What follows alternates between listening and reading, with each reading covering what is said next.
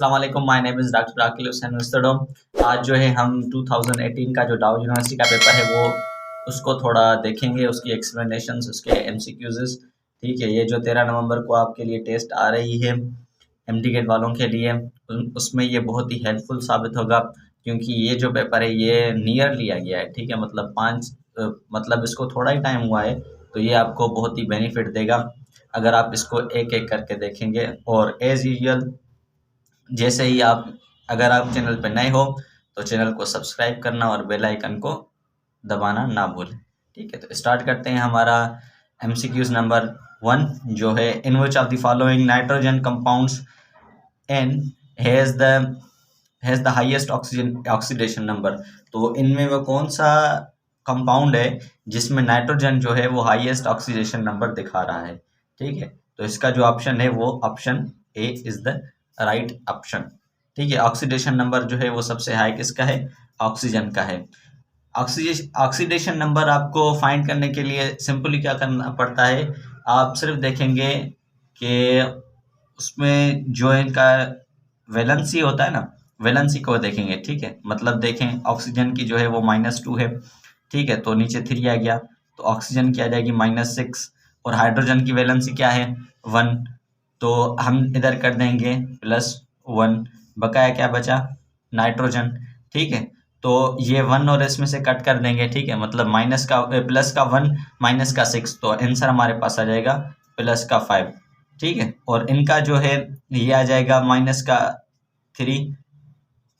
ठीक है, ऐसे ही मतलब कुछ करेंगे इनके साथ, ये आ जाएगा प्लस का 3 और ये आ जाएगा माइनस का 3।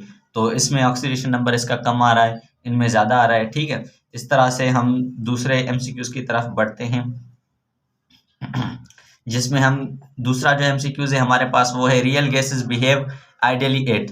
मतलब जो रियल गैसेस हैं वो बिहेव करती हैं आइडियली, मतलब जो गैस लॉज होती हैं उनको फॉलो करेंगे। वो कौन सी कंडीशन अप्लाई करें तब वो जो गैसेस हैं हमारे पास रियल गैसेस वो आइडियली शो करें। ठीक है, तो इसका जो ऑप्शन है, ऑप्शन ए है low temperature and low pressure, ये नहीं होगा। Moderate temperature and low pressure, ये भी नहीं होगा। High temperature and low pressure, option C is the right answer. ठीक है, उसके बाद एमसीक्यूज नंबर 3 है हमारे पास, the figure below is commonly known as. ठीक है, ये जो हमारे पास फिगर है उसको हम क्या कहते हैं? तो इधर जो है NO2 लगा हुआ है, आर्थो इसको कहते हैं हम। ये दो पोजीशन जो होती हैं वो आर्थो होती हैं, ये जो होती है पोजीशन इसको हम पैरा बोलते हैं और इनको हम बोलते हैं मेटा। ठीक है, मेटा डायरेक्टिंग। तो ये पहली बात तो ये तो आर्थो जो है वो डायरेक्टिंग है। ठीक है, तो ये जो है अगर हम इन तीनों को निकाल दें, N2 यहाँ पर भी लगा हुआ है, यहाँ पर भी लगा हुआ है और यहाँ पर भी लगा हुआ है। अगर हम तीनों को हटा दें, सिर्फ इधर OH रहने दें, तो हमारे पास ये क्या कंपाउंड है? नाम क्या है इसका? फिनोल। अब हम करेंगे इसकी नंबरिंग। ठीक है, इधर ये आ गया, ये 1 आ गया, इधर 2 3 4 5 6। ठीक है, तो हम अब इधर देखेंगे, इस कंपाउंड का नाम देखेंगे कि इस कंपाउंड का नाम क्या है। ठीक है, तो पहला जो है मतलब नंबरिंग मतलब स्टार्ट करेंगे, तो नंबर 2 पे जो है NO2 जो है हमारे पास नंबर 2 पे आ रहा है। उसके बाद नंबर 4 पे हमारे पास आ रहा है NO2। ठीक है, उसके बाद नंबर 6 पे हमारे पास आ रहा है NO2। तो अगर हम इसका कॉमन नेम देखें तो 2 4 6 ट्राइफिनोल। ठीक है, ये हो जाएगा इसका नाम 2 4 6 ट्राई नाइट्रोफिनोल, ये इसका हो गया नाम। लेकिन अब इसको हम बोलते क्या हैं? हम इसको बोलते हैं picric acid. Option C is the correct option. उसके बाद है हमारे पास एमसीक्यू नंबर 4 जिसमें कह रहा है which alkyl halide has the lowest reactivity for a particular alkyl group. ठीक है, इनमें से कौन सा जो मतलब अल्काइल हैलाइड है जिसके पास रिएक्टिविटी सबसे लो है। ठीक है, तो इसको सॉल्व करने से पहले हम क्या करेंगे कि रिएक्टिविटी का एक आर्डर होता है, हम वो पढ़ेंगे। ठीक है, रिएक्टिविटी का जो आर्डर होता है वो ये होता है पहला जो सबसे ज़्यादा रिएक्टिविटी होती है वो होती है आयोडीन की, उसके बाद होती है रुबिडियम की, रुबिडियम की नहीं, बेरिलम की, बेरिलम की, उसके बाद होती है क्लोरीन की, और उसके बाद होती है फ्लोरीन की। ये इसका रिएक्टिविटी का आर्डर है, ठीक है। ये इसका रिएक्टिविटी का आर्डर है। तो सबसे हाईएस्ट जो होगा वो हमारे पास आयोडीन है, आयोडीन है, और उसके बाद जो सबसे लोएस्ट है वो हमारे पास यहाँ पर फ्लोरीन है, ठीक है। तो यहाँ पर हमारे पास पूछ रहा है, हमसे क्या पूछ रहा है, जिसके पास लोएस्ट रिएक्टिविटी है, तो इसका ऑप्शन बी जो होगा वो करेक्ट ऑप्शन है। उसके बाद है हमारे पास MCQ number 5, which vitamin is required for normal growth, vision and keeping the skin healthy? वो कौन सा विटामिन है जो हमारे नज़र, मतलब जो आंखों की रोशनी होती है, बीनाई होती है, उसको नॉर्मल रखता है और नॉर्मल ग्रोथ करवाता है हमारी, और स्किन को जो है वो हेल्दी रखता है? Absolutely vitamin A. ये सिंपल था बहुत ही। Which of the following is the pure carbon compound and used as reducing agent in industry? इनमें पूछ रहा है कि प्योर जो कार्बन होता है वो कौन सा होता है। पहले नंबर पे है कोल टार, दूसरे पे है पेट्रोलियम, तीसरा ऑप्शन है ऑप्शन सी हमारे पास कोल गैस, और ऑप्शन डी हमारे पास है कोक। तो इसका जो ऑप्शन डी है डेल्टा वो करेक्ट ऑप्शन है। कोक हमारे पास जो होता है वो प्योर कार्बन है और ये रिड्यूसिंग एजेंट है। जब हम रिड्यूसिंग एजेंट अब कैसे इसका हम रिएक्शन करवाते हैं Fe2 प्लस में होता है, इसके साथ ऑक्सीजन, ये होती है इसकी फेरिक ऑक्साइड की एक और होती है, ठीक है। उसमें जब हम कार्बन इस्तेमाल करेंगे, कोक इस्तेमाल करेंगे, तो हमारे पास जो प्रोडक्ट आएगी वो आएगी फेरिक और प्लस में कार्बन डाइऑक्साइड। तो हमने इधर से क्या किया, ऑक्सीजन को रिड्यूस किया, इसको बोलते हैं रिड्यूसिंग एजेंट, ठीक है। उसके बाद है हमारे पास द अलाय ड्यूरा, एक अलाय है जिसका नाम है dura, duralumin is composed of dash of aluminium. मतलब जो अलाय ड्यूरा एक है जिसमें मैनी कंपाउंड मिक्स होते हैं, उनमें जो एल्यूमिनियम का अमाउंट होता है वो कितना होता है। तो इसका जो राइट ऑप्शन है वो है ऑप्शन ए, 95%। उसके बाद है हमारे पास 106 gram of Na2CO3 sodium bicarbonate, ठीक है, सोडियम कार्बोनेट पर dm³ of solution of Na2CO3 in water, the concentration of the solution will be. मतलब कि ये जो है सोडियम कार्बोनेट है, ठीक है, उसको हमने 1 लीटर वाटर में जो है डाला हुआ है, तो उसके बाद कितने मोल्स हमारे पास आएंगे, ठीक है। तो इसका जो होगा option C is the right option. अब हमें इसमें करना क्या है, मोलरिटी का जो है मतलब फार्मूला लगाएंगे, तो वो क्या है, moles upon moles per litre. इसमें हम क्या करेंगे कि हमारे पास जो है वो मोल फाइंड करने के लिए एक फार्मूला होता है, ठीक है। तो मास अपॉन वॉल्यूम जो होता है हमारे पास वो फार्मूला होता है, वो लगा देंगे इधर। इधर हमको मिला क्या है मास, वो ये 106, और सोडियम कार्बोनेट का जो है मास है वो कितना है 106, तो हमारे पास मोल कितना आ जाएगा 1। तो 1/1 इज इक्वल्स टू 1, तो हमारे पास 1 मोल जो है वो राइट ऑप्शन है। उसके बाद हमारे पास for the first time in 1911 Henry Moseley used X rays for the determination of, जो मोजले था उसने एक्सरेज का यूज किया था 1911 में, क्या फाइंड किया था उसने, ठीक है। तो इसका जो ऑप्शन ए है atomic number is the right option, ठीक है। उसके बाद है हमारे पास MCQ नंबर 10, जिसमें हमसे पूछ रहा है कि zwitterion is formed when proton goes from, ठीक है। इसमें ऑप्शन ए है amino to carboxylic group, carboxylic group to amino group, ठीक है, carboxyl group only, amino group only. अब इसको समझने के लिए हमें पहले थोड़ा जो अमाइनो एसिड का जो स्ट्रक्चर है वो थोड़ा समझना पड़ेगा, ठीक है। ये हमारा रेडिकल ग्रुप आ गया, ये H ग्रुप आ गया। उसके बाद यहाँ पर ये है हमारा अमाइनो ग्रुप और यहाँ पर होता है हमारा COOH कार्बो ऑक्जेलिक ग्रुप। ठीक है, तो इससे पहले हमें समझना ये पड़ेगा कि इनमें से एसिड कौन है और बेस कौन है। तो हमारे पास ये जो NH2 है ये है बेस और कार्बो ऑक्जेलिक ग्रुप जो है वो है एसिड। ठीक है, तो ये जो है H आयन प्रोड्यूस करेगा।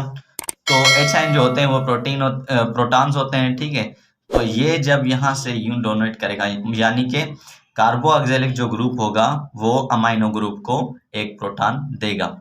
जहाँ कोई भी प्रोटॉन एक दे या 4 दे या 5 दे, उससे हमारा क्या, हमें बस यहाँ से ये स्टेटमेंट ऑप्शन बी जो है वो करेक्ट है कि जो प्रोटॉन होता है वो जाता कहाँ से कहाँ तक है, कार्बो ऑक्जेलिक ग्रुप से अमाइनो ग्रुप तक। ऑप्शन बी जो है इसका राइट ऑप्शन है। उसके बाद है हमारे पास for the following exothermic reaction decrease in temperature with shift the equilibrium towards. ठीक है, मतलब हम अगर ये जो रिएक्शन है हमारे पास ये जो लिखा हुआ है ये एक्सोथर्मिक है। ठीक है, अब हमने इसका टेम्परेचर कर दिया है कम, तो रिएक्शन किस साइड जाएगा? तो इसका जो ऑप्शन है option D delta is the right option. तो जो रिएक्शन होगा वो फॉरवर्ड जाएगा।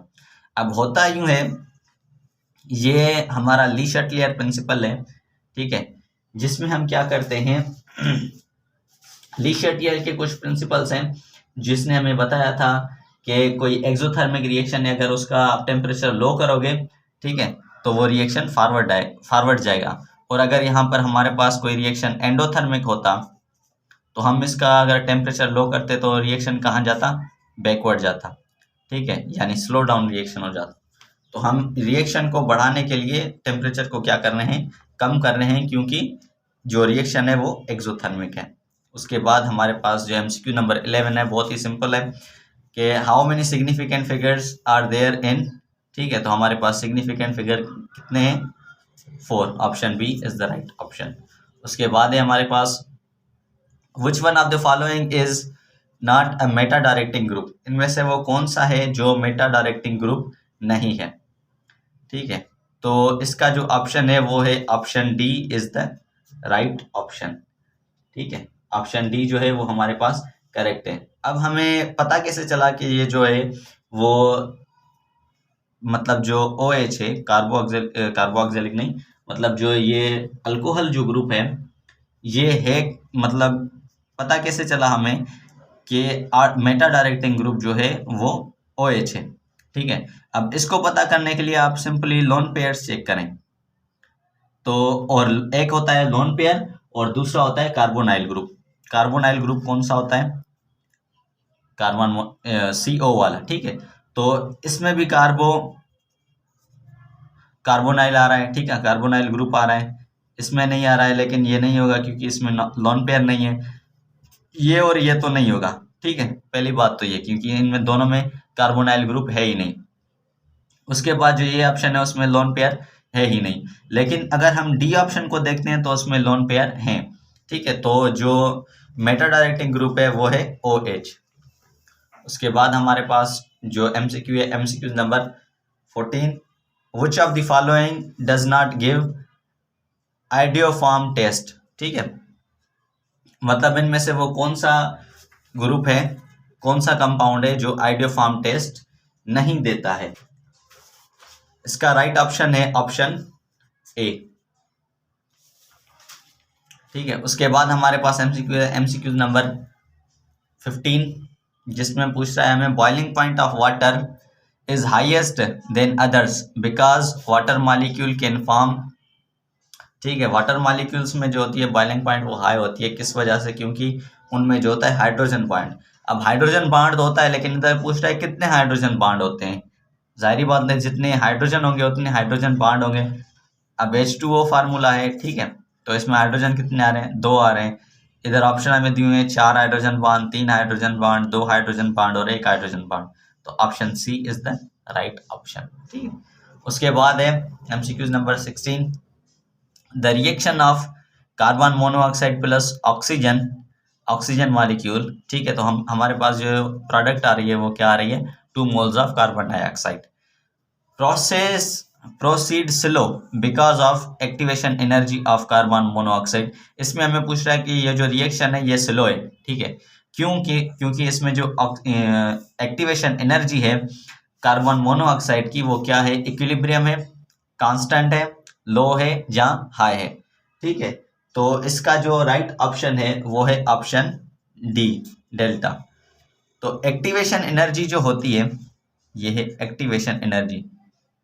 एक्टिवेशन एनर्जी जो होती है वो रिएक्शन के इन्वर्सली रिलेटेड होती है, ठीक है। मतलब रिएक्शन अगर फास्ट जा रहा है तो एक्टिवेशन एनर्जी क्या होगी, लो, और रिएक्शन अगर स्लो जा रहा है तो एक्टिवेशन एनर्जी क्या होगी, हाई, ठीक है। उसके बाद हमारे पास जो एमसीक्यूज है, MCQs number 17, lithium and beryllium are unique in such way that they have higher charge density which produce strong polarizing effect due to, ठीक है। मतलब इसमें पूछ रहा है कि जो लिथियम है और बेरिलियम है वो यूनिक किस्म के एक मतलब कंपाउंड एलिमेंट्स हैं, ठीक है। उनकी जो चार्ज डेंसिटी होती है ना वो हाई होती है। हाई क्यों है, देखें, अब जो हमारे पास लिथियम और बेरिलियम है वो आ रहे हैं एस ब्लॉक एलिमेंट में, ठीक है, और एस ब्लॉक एलिमेंट वालों की साइज जो होती है वो स्मॉल होती है। तो इसका जो ऑप्शन होगा सी वो करेक्ट ऑप्शन है। उसके बाद हमारे पास सिंपल सा क्वेश्चन है, the neutron was discovered by, तो इसका जो करेक्ट ऑप्शन है वो है ऑप्शन डी, जेम्स चैडविक, ठीक है। गोल्डस्टीन ने प्रोटॉन डिस्कवर किया था, रदरफोर्ड ने न्यूक्लियस, और जे थॉमसन ने इलेक्ट्रॉन, और गोल्डस्टीन ने क्या किया, जेम्स चैडविक ने क्या किया था, न्यूट्रॉन डिस्कवर किया था। उसके बाद है हमारे पास the normal pH of blood is, हमारा जो ब्लड होता है उसकी नॉर्मल पीएच क्या होती है। बड़ा ही सिंपल सा क्वेश्चन है, ठीक है। इसका जो ऑप्शन बीटा बी वो करेक्ट ऑप्शन है, ठीक है। हमारे ब्लड की जो पीएच होती है वो 7.35 से लेकर 7.45 यहाँ तक होती है, सही है।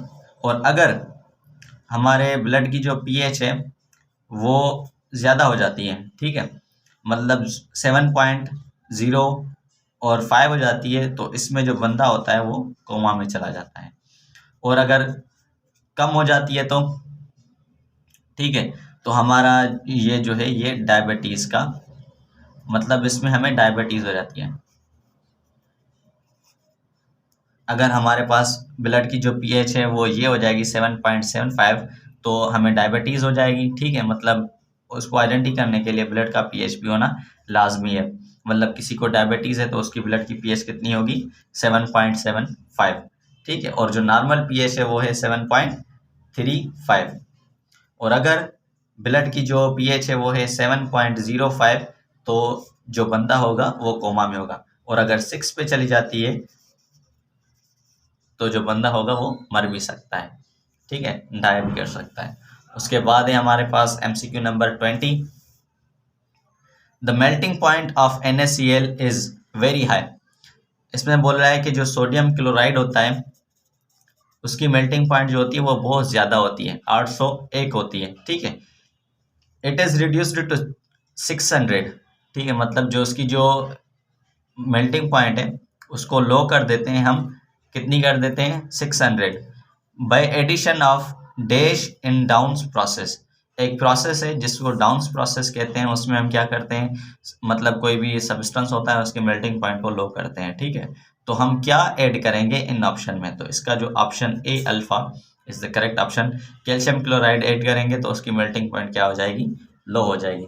उसके बाद है हमारे पास लास्ट हमारा जो है वो MCQ है, ठीक है। The process in which certain elements emit invisible radiation is called, मतलब कि एक प्रोसेस है जिसमें एलिमेंट्स क्या करते हैं, इमिट करते हैं क्या, इनविजिबल रेडिएशंस। तो हमको पता है ये इसका जो ऑप्शन बी होगा बीटा वो करेक्ट ऑप्शन है, जिसमें क्या करते हैं एलिमेंट्स जो होते हैं, कुछ एलिमेंट्स, ठीक है, वो क्या करते हैं अपने इमिट करते हैं रेडिएशंस, इनविजिबल रेडिएशन, जैसे यूरेनियम हो गया, ठीक है, और भी बहुत सारे एलिमेंट्स हैं जो करते हैं। तो मिलते हैं अगली पिछली वीडियो में जो मैंने आपको बताया था, फिजिक्स का बताया था, इसमें हमने आपको केमिस्ट्री का बताया।